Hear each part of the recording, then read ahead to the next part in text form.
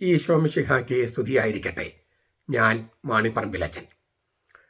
ബറാബാസ് ഉള്ളിൽ, ഈശോ മിശിഹ പുറത്ത്. പുതിയ നിയമ വചനധ്യാനം ക്ലാസ് 55. സ്ലീഹന്മാരുടെ നടപടി പുസ്തകം 3-ാമത്തെ അധ്യായം 14-15 വാക്യങ്ങൾ.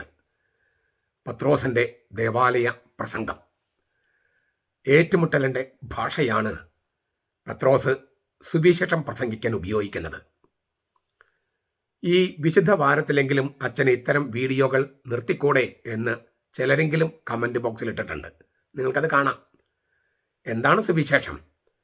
ഏറ്റുമുട്ടലിൻ്റെ സദ്വാർത്തയാണ് സുവിശേഷം. ആ വാക്കിനർത്ഥം, എവങ്കേലിയൻ എന്ന വാക്കിനർത്ഥം യുദ്ധത്തിൽ വിജയം വരിച്ചെന്ന വാർത്ത, യുദ്ധത്തിൽ വിജയം വരിച്ചു എന്ന വാർത്ത. എല്ലാ വാർത്തയും എവങ്കേലിയനല്ല, സുവിശേഷമല്ല. യുദ്ധത്തിൽ വിജയം വരിച്ചെന്ന വാർത്തയാണ്. പൈശാചി ശക്തികളുമായ യുദ്ധമാണ് സുവിശേഷം. ഇതൊന്നും അറിയാതെ ചില ധ്യാന കേന്ദ്രങ്ങളിലോ ചില ധ്യാന ഗുരുക്കന്മാരോ ക്ഷമിക്കുക പൊറുക്ക് എന്ന് മാത്രം കേട്ട് അത് മാത്രമാണ് സുവിശേഷം, സ്നേഹമെന്നതിൽ ശിക്ഷണമില്ല, എല്ലാം പൊറുക്കൽ മാത്രമേ ഉള്ളൂ എന്നൊക്കെ തെറ്റിദ്ധരിച്ച് വെച്ചിരിക്കുന്നതാണ് സുവിശേഷം എന്ന് കരുതുകയാണ്. അന്നത്തെ യഹൂദ മത നേതൃത്വവും ഇപ്പോഴത്തെ നമ്മുടെ നേതൃത്വം തമ്മിൽ വലിയ അന്തരമില്ല. ബറാബാസിനെ വിട്ടുകിട്ടണമെന്ന് ആവശ്യപ്പെടുകയും അയാളെ ഹൃദയത്തിൽ കുടിയിരുത്തുകയും ഈശോ മിശിഹായെ ക്രൂശിക്കണമെന്ന് പറഞ്ഞ് പടികടത്തുകയും ചെയ്യുന്ന കാര്യത്തിൽ അന്നത്തെ മത നേതൃത്വവും ഇപ്പോഴത്തെ നേതൃത്വവും ഒരേ നിലപാടാണ് സ്വീകരിച്ചിരിക്കുന്നത്. അതുകൊണ്ടാണ് ബറാബാസുമാർ അകത്ത് കുടിയിരിക്കുന്നതും ഈ ഈശോ മിശിഹ ബസിലിക്ക പള്ളിയിൽ നിന്നും മറ്റു പള്ളികളിൽ നിന്നും പുറത്തു പോയിരിക്കുന്നതും. അപ്പം നമുക്ക് വചനത്തിലേക്ക് കടക്കാം. നടപടി പുസ്തകം 3:14-15. പരിശുദ്ധനും നീതിമാനുമായ അവനെ നിങ്ങൾ നിരാകരിച്ച് പകരം ഒരു കൊലപാതകയെ വിട്ടുതരണം എന്ന് അപേക്ഷിച്ചു. ജീവന്റെ നായകനെ നിങ്ങൾ കൊന്നുകളഞ്ഞു, എന്നാൽ അവനെ ദൈവം മരിച്ചവരിൽ നിന്ന് എഴുന്നേൽപ്പിച്ചു. അതിന് ഞങ്ങൾ സാക്ഷികളാണ്.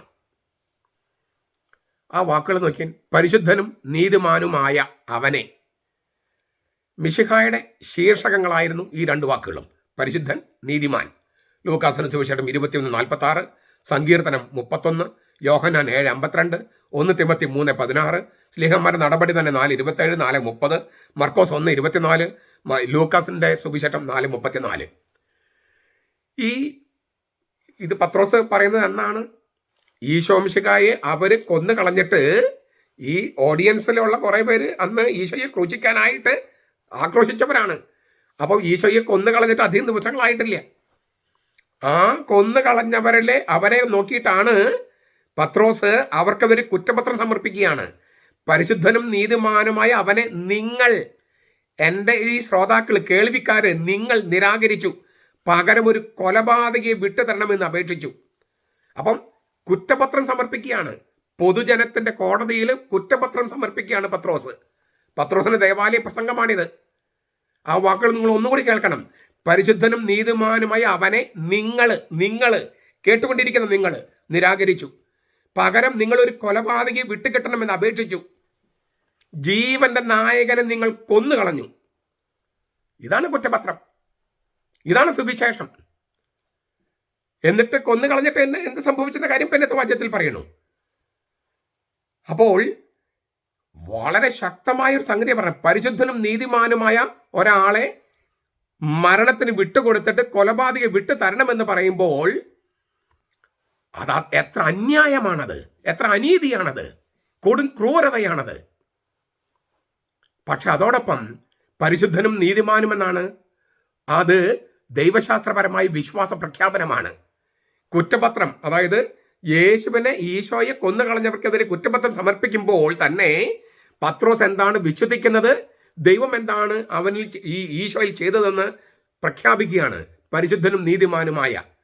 പരിശുദ്ധൻ ഹഗിയോസ് എന്നാണ് ഗ്രീക്ക്. എല്ലാത്തിൽ നിന്നും വേർതിരിക്കപ്പെട്ടവൻ എന്നാണ് അർത്ഥം. അതായത് ഭൗതികമായ എല്ലാത്തിൽ നിന്നും വേർതിരിക്കപ്പെട്ടവൻ, അശുദ്ധമായ എല്ലാത്തിൽ നിന്നും വേർതിരിക്കപ്പെട്ടവൻ, പാപമായ എല്ലാത്തിൽ നിന്നും വേർതിരിക്കപ്പെട്ടവൻ. ദൈവത്തിലുള്ള പര്യായ പദമാണ് പരിശുദ്ധൻ. നീതിമാൻ എന്ന് പറഞ്ഞാൽ, നെഗറ്റീവായിട്ട് പറഞ്ഞാൽ പാപമില്ലാത്തവൻ, പോസിറ്റീവായി പറഞ്ഞാൽ നീതി ചെയ്യുന്നവൻ, നിഷ്കളങ്കൻ. അപ്പോൾ നിഷ്കളങ്കനും പാപമില്ലാത്തവനും ദൈവത്തിന് തുല്യനുമായ ഈശോ മിശിഹായെ ആണ് നിങ്ങൾ കൊന്നുകളഞ്ഞത്, പക്ഷെ ഞങ്ങൾ അവനിൽ വിശ്വസിക്കുകയാണ്. അപ്പോൾ പരിശുദ്ധനും നീതിമാനുമായ ഒരാളെ നിങ്ങൾ കൊലയ്ക്ക് കൊടുത്തപ്പോൾ നിങ്ങൾ അനീതി ചെയ്തു, അന്യായം ചെയ്തു. അങ്ങനെയുള്ളവരെ വിട്ടയക്കല്ലേ വേണ്ടത്. പീലാത്തോസ് പോലും വിട്ടയക്കാൻ ആഗ്രഹിക്കുക ചെയ്തത്. നിങ്ങളാണ് പറഞ്ഞത് വിട്ടയച്ചാൽ നീ സീസറിന്റെ സ്നേഹിതനല്ല, ഞങ്ങൾക്ക് സീസർ അല്ലാതെ വേറെ രാജാവില്ലെന്നൊക്കെ പറഞ്ഞ് മിശിഹായെ കാത്തിരുന്ന ജനങ്ങൾ തന്നെയാണ് മിശിഹ വന്നപ്പോൾ അവനെ തള്ളിപ്പറഞ്ഞത്.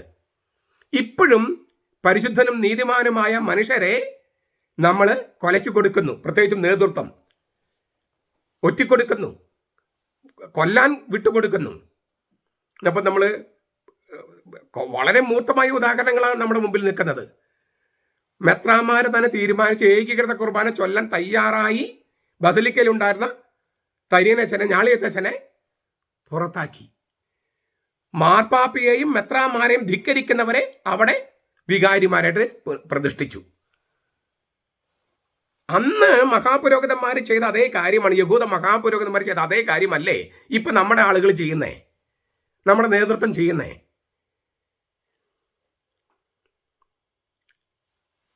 മാർപ്പാപ്പ അംഗീകരിച്ചതും മെത്രാന്മാര് തീരുമാനിച്ചതുമായ കുർബാന അർപ്പിച്ചുകൊണ്ട് തോട്ടുപുറമച്ചനെ ചവിട്ടിപ്പുറത്താക്കി ആൾത്താരിൽ നിന്ന്, ബലിപീഠത്തിൽ നിന്ന്. കർത്താവിന് ചെയ്തതുപോലെ പത്രോസിനെയും പൗലോസിനോടും ചെയ്തതുപോലെയാണ് ചെയ്തത്. ആരാ ചെയ്തത്? നേതൃത്വം. അങ്ങനെ ചെയ്തവർക്ക് എന്തെങ്കിലും ഒരു നടപടി എടുത്തോ? ഒരു വാക്കാലെങ്കിലും നടപടി എടുത്തോ? അപലപിക്കാനെങ്കിലും തയ്യാറായോ? ഈ ജോസഫ് കയ്യഫാസിനും അന്നാസിനും പിന്നെ പീലാത്തോസിനും കിട്ടിയ ശിക്ഷയിൽ നിന്ന് എന്തെങ്കിലും മാറ്റം ഉണ്ടാകുമോ നമ്മുടെ ഈ ആളുകൾക്ക്? കർത്താവ് നീതിമാനാണ്, നീതി ചെയ്തിരിക്കും. അവൻ സ്നേഹം മാത്രമല്ല, പരിശുദ്ധനും നീതിമാനുമായവൻ എന്നാണ് പത്രോസ് പറഞ്ഞത്. സ്നേഹവാത്സല്യ നിധിയായ എന്നല്ല പറഞ്ഞത്, പരിശുദ്ധനും നീതിമാനുമായവൻ എന്നാണ്. നീതി അവൻ ചെയ്യും.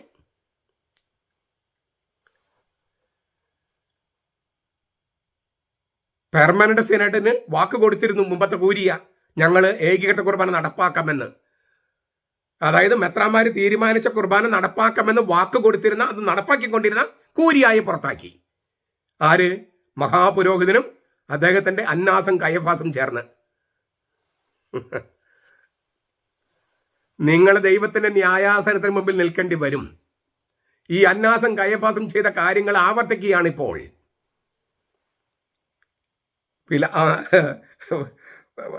ഈ പത്രോസ് പറഞ്ഞ വാക്കുകൾ നോക്കിയാൽ,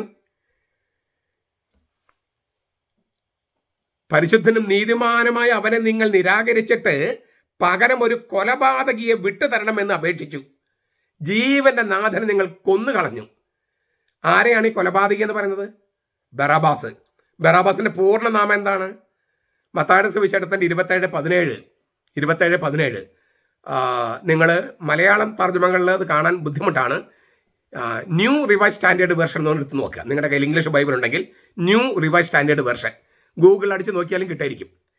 ജീസസ് ബറാബാസ് എന്നാണ് ഈ ബറാബാസിന്റെ മുഴുവൻ പേര്. Jesus Barabbas, Jesus Christ, Jesus Barabbas. ഈ ചോയ്സ് ആണ് പീലാത്തോസ് അവന് മുമ്പിൽ വെച്ചത്. ജനത്തിന് മുമ്പിൽ പത്രോസ് ആരോട് പ്രസംഗിക്കുന്നുവോ ആ ജനത്തിന് മുമ്പിൽ വെച്ചത് Jesus Barabbas or Jesus Christ. Barabbas എന്ന വാക്കിന് എന്താർത്ഥം? ബറിയോന, ബറാബാസ് അബ്ബ ഫാദർ, ബറാബാസ് അപ്പന്റെ മകൻ എന്നാണ് വാക്കിനർത്ഥം. അപ്പോൾ ജീസസ് ബറാബാസ് കൊലപാതകിയാണ്. ഒരു പ്രക്ഷോഭത്തിനിടയ്ക്ക് കലഹമുണ്ടാക്കി, കലാപമുണ്ടാക്കി, കവർച്ചക്കാരനായി ഉള്ള ഈ കർത്താവിന്റെ രണ്ട് അപ്പുറത്തും ഇപ്പുറത്തും കുരിശിലേറ്റപ്പെട്ട കവർച്ചക്കാർക്ക് ഉപയോഗിക്കുന്ന അതേ വാക്കാണ് ഇവിടെ ഉപയോഗിക്കുന്നത്. ബാൻഡിറ്റ്, കവർച്ചക്കാരനാണ്, കള്ളനല്ല, കവർച്ചക്കാരൻ. ഒരു പ്രക്ഷോഭം നയിച്ച്, കലാപം നയിച്ച്, ഇപ്പൊ നമ്മുടെ എറണാകുളത്ത് വിമത വൈദ്യരും അൽമായി മുന്നേറ്റക്കാരൊക്കെ ചെയ്യുന്നില്ലേ, അതുതന്നെ. അതാണ് ഈ ബാൻഡിറ്റ്, കവർച്ചക്കാര്, കലാപം നയിച്ച് കാര്യം നേടുന്നവര്. അങ്ങനെ കൊലപാതകം ചെയ്ത് കലഹം ഉണ്ടാക്കി, കലാപമുണ്ടാക്കി, പ്രക്ഷോഭമുണ്ടാക്കി, കവർച്ച ചെയ്ത് അങ്ങനെയുള്ള ഒരാളാണ് ഈ ജീസസ് ബറാബാസ്. അതായത് അപ്പന്റെ മകനാണ്, ദൈവത്തിന്റെ മകനാണ്. വഴിതെറ്റിപ്പോയ, ക്രൂരമായ വഴികളിലേക്ക് പോയ, കൊലപാതകത്തിന്റെ വഴിയിലേക്ക് പോയ, പ്രക്ഷോഭങ്ങളുടെയും കലാപങ്ങളുടെയും വഴിയേക്ക് പോയ ഈ കട്ടില് സമരം, കോലം കത്തിക്കല്, മാർപ്പാപ്പയുടെ പ്രതിനിധിയെ കുപ്പിയെറിയല്, കർത്താവിനെ ആക്ഷേപിക്കല്, ആഭിചാര കുർബാന അർപ്പിക്കല്, കക്കൂസ കുർബാന അർപ്പിക്കല്, ഇങ്ങനെയുള്ള വൃത്തികേടുകൾ ചെയ്യുന്നവരുടെ പ്രതിനിധിയാണ് ഈ ജീസസ് ബറാബാസ്. അപ്പുറത്ത് ജീസസ് ക്രൈസ്റ്റ്, പരിശുദ്ധനും നീതിമാനും. ഇതാണ് ചോയ്സ്. എന്നിട്ട് പാപികൾ വിട്ടുതരാനാണ് ആവശ്യപ്പെട്ടത്. വിമതര്, അൽമായ മുന്നേറ്റക്കാര്, അവരെ ആരെ വിട്ടുതരണമെന്ന് പറഞ്ഞു? പ്രക്ഷോഭകാരികളെ. അത് വിട്ടുകൊടുത്തു ആര്? ഈ നേതൃത്വം. അന്നും ഇന്നും എന്ത് വ്യത്യാസം പറയൂ? അന്നും ഇന്നും എന്ത് വ്യത്യാസമുണ്ട്? പക്ഷേ പരിശുദ്ധനും നീതിമാനുമായ ഒരുവന്റെ പ്രാണൻ കൊടുത്ത് കുറ്റവാളികളെ ദൈവത്തിന് മുമ്പിൽ നീതിമാന്മാരാക്കുന്ന ദൈവത്തിന്റെ പദ്ധതിയായിരുന്നത്. അതാണ് പത്രോസ് പറയണേ. ജീവന്റെ നായകനെയാണ് നിങ്ങൾ വിട്ടുകൊടുത്തത്. ജീവന്റെ നായകനെ ദൈവപിതാവ് എന്ത് ചെയ്തു? അവനെ മരിച്ചവനെ ഉയർപ്പിച്ചു. നിങ്ങൾ അവനെ മരണത്തിന് വിട്ടുകൊടുത്തു, കൊന്നുകളഞ്ഞു. പക്ഷേ ദൈവപിതാവ് അവനെ ഉയർപ്പിച്ചു. പരിശുദ്ധനും നീതിമാനുമായ ഒരുവന്റെ പ്രാണൻ കൊടുത്തിട്ട് കുറ്റവാളികളെ ദൈവത്തിന് മുമ്പിൽ നീതിമാന്മാരാക്കുന്ന ദൈവത്തിന്റെ പദ്ധതി. ഇതാണ് പുതിയ ഉടമ്പടി, പുതിയ നിയമം. അപ്പൊ ഈ തോട്ടുപുറച്ചന്റെയും ഞാളിയത്തച്ഛന്റെയും അങ്ങനെ മുമ്പത്തെ ഈ ക്രിമിനൽ കോരിയ എന്ന് പറഞ്ഞിട്ട് അവർ അവഹേളിച്ച വിട്ടവരെയും അവരുടെ എല്ലാം പ്രാണൻ കർത്താവിന്റെ കുരിശിനോട് ചേർത്ത് വെച്ചിട്ട് അവരുടെ വില കൊണ്ട്, അവരുടെ പ്രാണന്റെ വില കൊണ്ട് ഈ വിമതരെയും മുന്നേറ്റക്കാരെയും രക്ഷിക്കാനായിട്ട് ദൈവം തുനിയും. പക്ഷേ അവരതിന് വില കൊടുക്കേണ്ടി വരും, ശിക്ഷ അനുഭവിക്കേണ്ടി വരും. അത് രക്ഷിക്കും, പക്ഷെ അഗ്നിയിലൂടെ എന്ന വണ്ണം രക്ഷിക്കുമെന്നാണ് പൗലോസ് പറഞ്ഞിരിക്കുന്നത്. അഗ്നിയിലൂടെ എന്ന വണ്ണം രക്ഷിക്കുക. എങ്കിലും നീതിപൂർവമായ നീതിയുള്ള ന്യായമുള്ള രക്ഷയാകൂ. നീതിയുള്ള ന്യായമുള്ള രക്ഷയാകണമെങ്കിൽ അത് അഗ്നിയിലൂടെ എന്ന വണ്ണം വേണം. അഗ്നിയിലൂടെ എന്ന പോലെ വേണം. അത് സംഭവിക്കും, സംഭവിച്ചുകൊണ്ടിരിക്കുന്നു. ജീവന്റെ നായകനെ, ആ വാക്ക് വളരെ നല്ലതാണ്. അർഹേഗോസ് ഠേസ് സോയേസ് എന്നാണ്. അർഹേഗോസ് ഠേസ് സോയേസ്. നായകൻ, നാഥൻ, പ്രാരംഭകൻ, സ്ഥാപകൻ എന്നെല്ലാമാണ് അർഹേഗോസ് എന്ന വാക്കിനർത്ഥം. സോയേസ് എന്നതിന് നമ്മൾ ഉപയോഗിക്കുന്ന ബിയോസ് എന്ന് പറഞ്ഞ ബയോളജി, ജീവശാസ്ത്രത്തിലെ വാക്കല്ല. സോയേസ് എന്ന് പറഞ്ഞാൽ അനശ്വരമായ ജീവനാണ് ശരിക്കും. ഈശോയെ ജീവന്റെ നായകൻ, ജീവന്റെ സ്ഥാപകൻ, അതായത് ജീവശാസ്ത്രപരമായ ജീവനെക്കുറിച്ചല്ല ഇവിടെ പറയുന്നത്.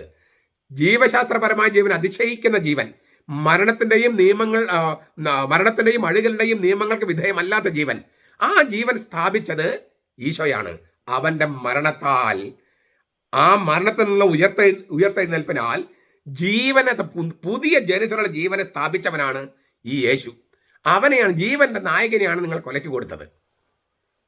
അതേസമയം ഈ ജീവശാസ്ത്രപരമായ ജീവൻ സൃഷ്ടിക്കുന്നതിലും ദൈവപിതാവിനോടൊപ്പം പുത്രതമ്പുരാൻ ഉണ്ടായിരുന്നു. ദൈവപിതാവിനോടൊപ്പം പ്രപഞ്ചത്തെ സൃഷ്ടിച്ചവനായതിനാൽ എല്ലാ സൃഷ്ടികളും സകല ജീവനും ഈ ലോകത്തിൽ സകല ജീവനും ഈശോയിൽ നിന്ന് ഉത്ഭവിക്കുന്നു. യോഹന്നാൻ 1:1-4, ഹെബ്രായ ലേഖനം 1:2 അത് കാണാം. അപ്പോൾ രണ്ട് തരത്തിലുള്ള ജീവനും, ജീവശാസ്ത്രപരമായ ജീവനും ജീവശാസ്ത്രപരമായ ജീവൻ അതിശയിക്കുന്ന അനശ്വരമായ ജീവനും, രണ്ടിൻ്റെയും നാഥനാണ്, സ്ഥാപകനാണ്, പ്രാരംഭകനാണ്, നാഥനാണ്, നായകനാണ് ഈശോ മിശിഹ. ലോകത്തെ മുഴുവൻ പരിശുദ്ധാത്മാവെന്ന നവജീവനിൽ പുതുക്കുന്നതും ഈശോയാണ്. യോഹന്നാൻ 20:22-23, 2 കൊരിന്തോസ് 3:18. അതിനാൽ രണ്ട് തരത്തിലുള്ള ജീവനും, ജീവശാസ്ത്രപരമായ ജീവനും ജീവശാസ്ത്രപരമായ ജീവനെ മറികടക്കുന്ന, അതിനപ്പുറത്തുള്ള ജീവന്റെ അവസാന ഘട്ടമായ അനശ്വരമായ ജീവൻ, മരണത്തിന്റെയും അടികളുടെയും നിയമങ്ങൾക്ക് വിധേയമല്ലാത്ത ജീവൻ, രണ്ടും സ്ഥാപിച്ച ആ ജീവന്റെ നായകനാണ് ഈശോ. അവനെയാണ് നിങ്ങൾ ഒറ്റിക്കൊടുത്തതും കൊലയ്ക്ക് കൊടുത്തതും. ആ ജീവന്റെ നായകനെ നിങ്ങൾക്ക് ശരിക്കും കൊന്നുകളയാൻ പറ്റുമോ? തീർച്ചയായിട്ടും മരിച്ചു, അവനെ കൊന്നു നിങ്ങൾ. പക്ഷേ അവൻ ദൈവമാണ്. അതിനാൽ മരിച്ചവൻ ഉയർത്തെഴുന്നേറ്റു. ദൈവപിതാവ് അവൻ ഉയർത്തെഴുന്നേൽപ്പിച്ചു. രണ്ട് തരത്തിലുള്ള പ്രയോഗം പുതിയ നിയമത്തിലുണ്ട്. നമ്മൾ കഴിഞ്ഞ ക്ലാസ്സിൽ കണ്ടത് കൂടി നമുക്ക് താരതമ്യം ചെയ്യാം. കഴിഞ്ഞ 3:13 സ്ലീഹന്മാർ നടപടി 3:13 ദാസൻ എന്ന വാക്ക് ഉപയോഗിച്ചിരുന്നു. ദാസൻ, ഇവിടെ നായകൻ എന്ന് ഉപയോഗിക്കുന്നു. ദാസൻ നായകനാണ്, ദാസനാണ് ജീവന്റെ സ്ഥാപകൻ. ഈ രണ്ട് ശീർഷകങ്ങളും ഉദ്ദേശിക്കുന്നത് മോശെ യേശു എന്നൊരു താരതമ്യം അവതരിപ്പിക്കാനാണ്. അത് ക്രിസ്തുവിജ്ഞാനീയത്തിന്റെ ഒരു ഭാഗമാണ് ഈ മോശയും യേശുവുമായുള്ള ഒരു താരതമ്യം. ദൈവത്തിന്റെ ദാസനായിരുന്നു മോശെ, സംഖ്യ 12:7. എന്നാൽ ദൈവഭവനം മുഴുവന്റെയും നായകനുമായിരുന്നു മോശെ, സംഖ്യ 12:7. ദൈവത്തോട് നേരിട്ട് സംസാരിക്കാനുള്ള ഭാഗ്യം മോശയ്ക്ക് ലഭിച്ചു. എങ്കിലും ദൈവത്തിന്റെ പിൻഭാഗം മാത്രം കാണാനേ മോശയ്ക്ക് കഴിഞ്ഞുള്ളൂ. പിതാവിന്റെ മടിയിലിരിക്കുന്ന പുത്രനാണ്, ദൈവം തന്നെയായ പുത്രനാണ് യേശു. യോഹന്നാൻ 1:18. ദൈവം തന്നെയായ പുത്രൻ. എന്നാൽ മോശയെ പോലെ ദാസന്റെ ദൗത്യം സ്വീകരിച്ചാണ് വന്നത്. പുത്രൻ ദാസനാവുകയാണ് ഈശോയുടെ കാര്യത്തിന്. ദാസനെ പുത്രനിലേക്ക് ഉയർത്തുകയാണ് മോശയുടെ കാര്യത്തിൽ. രണ്ടു തമ്മിൽ വ്യത്യാസമുണ്ട്, വിപരീത ദിശയിലാണ്. വെറും ദാസനായിരുന്ന മോശയെ പുത്രനടുത്ത സ്ഥാനത്തേക്ക് ഉയർത്തുകയാണ് പഴയ നിയമത്തിൽ. ദൈവം തന്നെയായ പുത്രൻ ദാസന്റെ രൂപം സ്വീകരിച്ച് അടിമയായി ഭൂമിയിലേക്ക് വരികയാണ് ഈശോയുടെ കാര്യത്തിൽ. അപ്പോൾ പുതിയ മനുഷ്യവംശത്തിന്റെ, വീണ്ടെടുക്കപ്പെട്ട മനുഷ്യവംശത്തിന്റെ നായകനായി, നാഥനായി, പ്രാരംഭകനായി, സ്ഥാപകനായി ദൈവപിതാവ് പുത്രനെ അവരോധിച്ചു. ഇതാണ് പത്രോസ് പറയണേ. ഞാൻ പറഞ്ഞല്ലോ, ഏറ്റുമുട്ടലിന്റെ ഭാഷയാണ് പത്രോസ് ഉപയോഗിക്കുന്നത്. ജീവനിലേക്ക് നയിക്കുന്ന ജീവന്റെ നായകനെയാണ് അവിടെ ഇരിക്കുന്ന പത്രോസിന്റെ മുമ്പിൽ ഇരിക്കുന്ന ആളുകൾ കൊന്നുകളഞ്ഞത്. പക്ഷേ അവൻ മരിച്ചവരിൽ നിന്ന് ഉയർത്തെഴുന്നേറ്റ് നിത്യമായി ജീവിക്കുകയും തന്നോട് ബന്ധപ്പെട്ടിരിക്കുന്നവരെ നിത്യജീവനിലേക്ക്, അനശ്വര ജീവനിലേക്ക് നയിക്കുകയും ചെയ്യുന്നു. യേശു തുറന്നിട്ട പാതയുടെ ആത്യന്തിക ലക്ഷ്യം ഈ പറഞ്ഞ സോയേസ് എന്ന് പറയുന്ന ജീവനാണ്, അനശ്വര ജീവൻ. അതായത് ജീവശാസ്ത്രപരമായ ജീവന്റെ ഘട്ടം കടന്ന് അടുത്ത ഘട്ടത്തിലേക്ക്, അന്തിമഘട്ടത്തിലേക്ക് കടക്കുന്ന ജീവൻ. അങ്ങനെ നൽകാൻ മരിച്ചവൻ ഉയർപ്പിക്കപ്പെട്ട യേശുവിന് മാത്രമേ കഴിയൂ. രാമൻ മരിച്ചവൻ ഉയർത്തെഴുന്നേറ്റുണ്ടോ? കൃഷ്ണൻ മരിച്ചവരിൽ ഉയർത്തെഴുന്നേറ്റിട്ടുണ്ടോ? ഇല്ല. ബുദ്ധൻ മരിച്ചവരിൽ ഉയർത്തെഴുന്നേറ്റോ? ഇല്ല. മുഹമ്മദ് ഉയർത്തെഴുന്നേറ്റോ? ഇല്ല. വേറെ ആരെങ്കിലും ഉയർത്തെഴുന്നേറ്റിട്ടുണ്ടോ? ഇല്ല. അതുകൊണ്ട് അവർക്ക് ആർക്കെങ്കിലും ഈ ജീവന്റെ അന്തിമ ഘട്ടമായ സോയേസ്, അനശ്വര ജീവൻ നൽകാൻ കഴിയുമോ? അവർക്കാർക്കും ഇല്ലാത്ത ജീവൻ അവർക്ക് എങ്ങനെ നൽകാൻ കഴിയും? മരിച്ചവരിൽ ഉയർപ്പിക്കപ്പെട്ട ഒരേ ഒരാളേ ഉള്ളൂ, അത് ഈശോ മിശിഹയാണ്.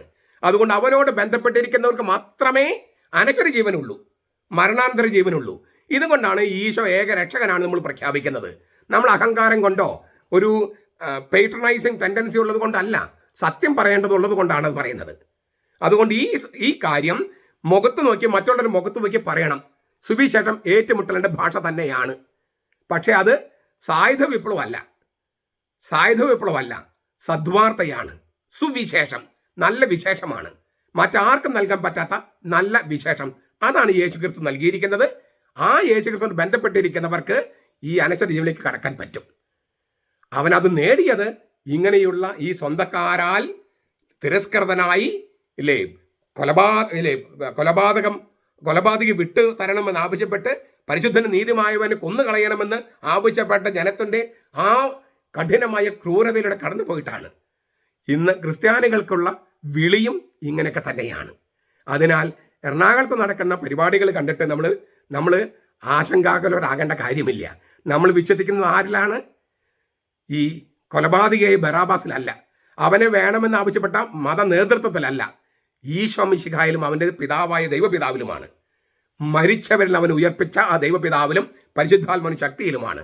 ആ ശക്തിയിൽ വിശ്വസിക്കുന്നവർ മാത്രം ഈ സുവിശേഷം, ഏറ്റുമുട്ടലിന്റെ സുവിശേഷത്തിൽ നടക്കുക.